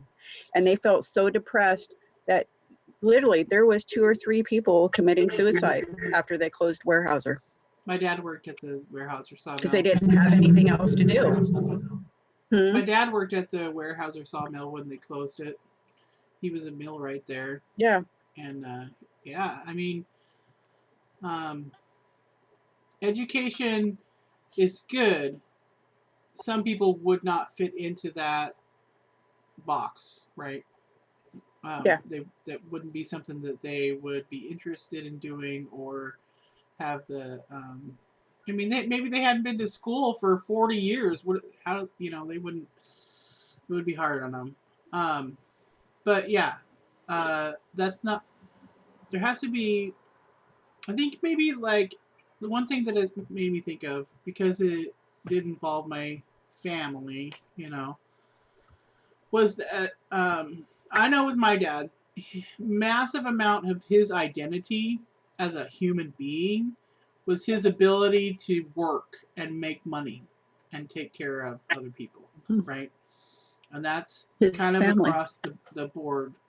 And so as I raise my son and sons, I'm trying to help them to fight against that. That's like a societal thing. I'm trying to help them understand that being a good human and taking care of everyone and, you know, being, you know, compassionate and friendly and, you know, that's what's being a man, you know, not your ability, not only your ability to work for the man and make money and provide. I mean, that providing love and support is just as important as providing shelter and food. So that's one of the traumas that our area has gone through. So Lael, that's one of the human costs of losing the majority of the timber industry in our district, is that our parents lost part of their identity, and so they sought and are seeking all kinds of things to fill that hole. Suicide, alcoholism, drug addiction, and they're passing that on intergenerationally to the rest of us. And so that's one of the massive struggles that we face here. Just a couple of really good films that maybe we could show one time on one of these live streams about, you know, the IWW and the labor rights movement in the in this area in timber country. Maybe we should do that. That would be pretty cool. That would be cool. Yeah. I imagine most people don't have any idea what you're dealing with. I mean, you know, people in other counties, in other areas of the state. Yeah. More affluent areas, you know, they don't know. You know, they don't know. And even people that live here, because we struggle so hard to just survive, we don't know what everybody else is going through, because we can only focus tunnel vision on how we're going to get through today. Right? Like, that's what I was like when I was going to nursing school. and we were homeless, and then we lived in Section 8 housing, and all 4 tires on my car were flat every day. That's all I could think about. You know, that's the only thing I can think about was like, how am I going to feed these kids and pay the rent and put air in my tires in the morning so I can get this class, you know. So that's where thousands of people are in the district. Like, how do I get through today? Yeah, they can't think about what happened. And so do you have a Green New Deal type platform? Do you have components of that where, I mean, you can demonstrate how many jobs could be created in an alternative industry where people, you know, can, reapply their creativity and their industry and their, you know, entrepreneurial instincts into, you know, and like, feed their families from alternate sources of income. That's right. That's kind of part of that idea that I hope somebody grabs and jumps into and takes the ball and runs with the hemp in the forming it as a co-op and all of that. Like, that's not something I'm going to be able to do myself, you know. So I hope somebody just runs with it. And you want to contrast your because I'm sorry. You want to contrast that. I mean, I'll bet your opponent Bryson doesn't have any kind of shit like that in his platform. So I mean, that's a clear way that you could contrast. Probably, I'm guessing. Yeah. I don't know what he has. And neither your Republican opponent either. You know, they're not going to be. Jeez. I mean, so I mean, you could bring that forward. I'm just thinking out loud. I mean, it's perfect. Yeah, thank you. I want to see you be successful. You know, but I mean, this seems like one area where there is a sharp contrast between, you know, okay, just, you know, go down the street and work for, you know, the big box store, or, you know, if, you know, because you have to feed your family, or suffer, you know, out, you know, in your reservation, and you can't even get to your local, you can't even get goods in your local store. I mean, I can only imagine, and I can't imagine, you know, I cannot imagine, really, seriously, because I'm out here, you know, next to the border of Edmonds, you know, where it's like people here cannot imagine that shit. Right. Truly. I mean, you have to stretch your imagination to try to understand what that would be like. So, you know, I respect all of you on this call, you know, for sharing those stories, because we cannot imagine. But I mean, I'm just saying, maybe that's one way that you can, you know, really contrast yourself with the status quo that those guys are offering to the community. I mean, you have a completely different vision that you can, you know, that you can share with the community. Thanks. Yeah, any help? And it's any realistic, help you want you know, it's totally realistic support. Any help that you want to offer me to help me communicate that, I appreciate anybody out there that wants to help communicate that vision for our area. I appreciate it. You know, this is a team. I'm not, it's not about me, it's about us, right? It's, well, I got 50 postcards here, Marianna. I got to write these 50 postcards for you. Yay! I got to get busy writing them. So we have a postcard writing team. We made some postcards. We had to order more. I was so excited. We ordered 500. Now we ordered another 1,000. So we're sending postcards to you.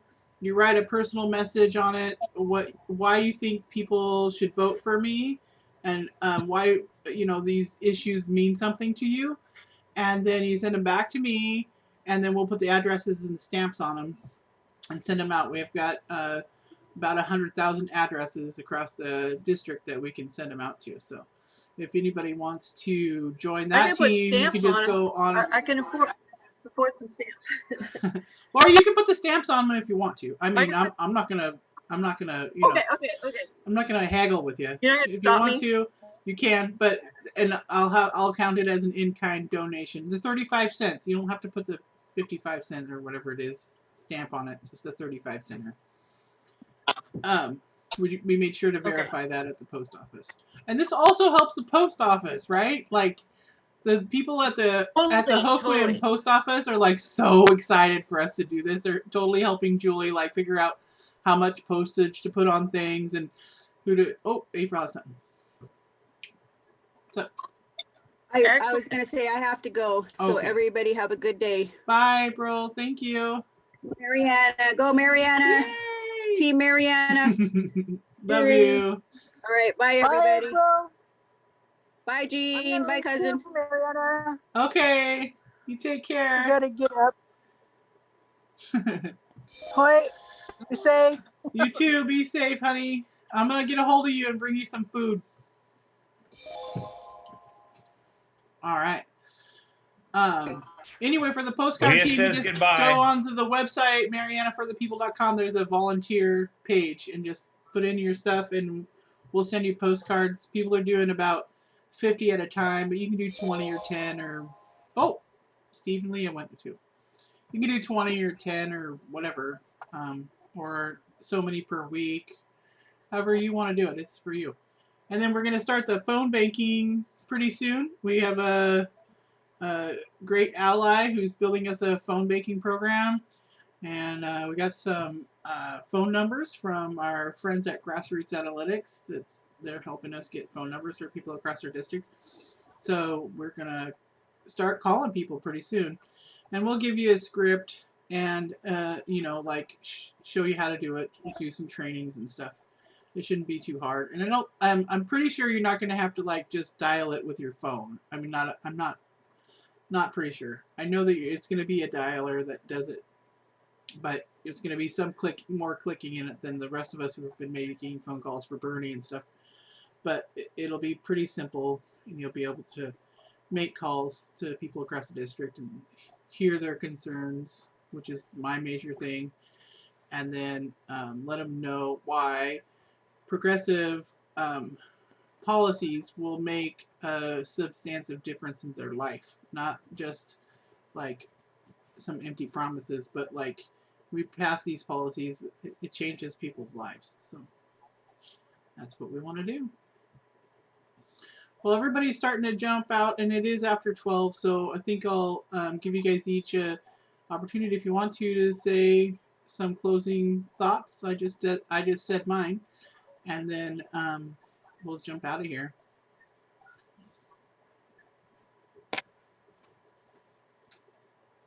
You want to say something, Jamie? Just want to say thank you, and I totally support you, and can't wait for this all to be over so we can maybe get together. Yes. Same. Anyone else? Tell everyone hi from us. Okay, well. All right. Well, thanks everybody for. I just had. Go ahead. Marianna, I just had. I want to say I really appreciate what you're doing, and also it's just nice to see your guests here today. And but I had a really hard time getting into your town hall. I just couldn't. I mean, I tried to access it like from 6 different ways, and I just couldn't get in. So I don't know if it's bad on my end or what. Okay. Well, what I had done was put a link to sign up on the Action Network to get the link, because I had some trolls come into one of my live streams one time, people that I didn't know, and then they like took over the screen and drew a picture of a penis and wrote the word penis, and it's like all this weird stuff. Oh crap! I've heard of that. So I was trying to have like a little bit of a separation, so you had to fill out a form so that we knew who you were and then brought you in, because that kind of keeps people from doing that sort of stuff. But I ended up just putting the link on the Facebook and then letting people in and taking my chances, and so it turned out great today.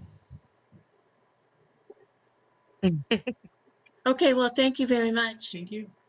What is your website again for the postcards? Oh, Marianna, Marianna,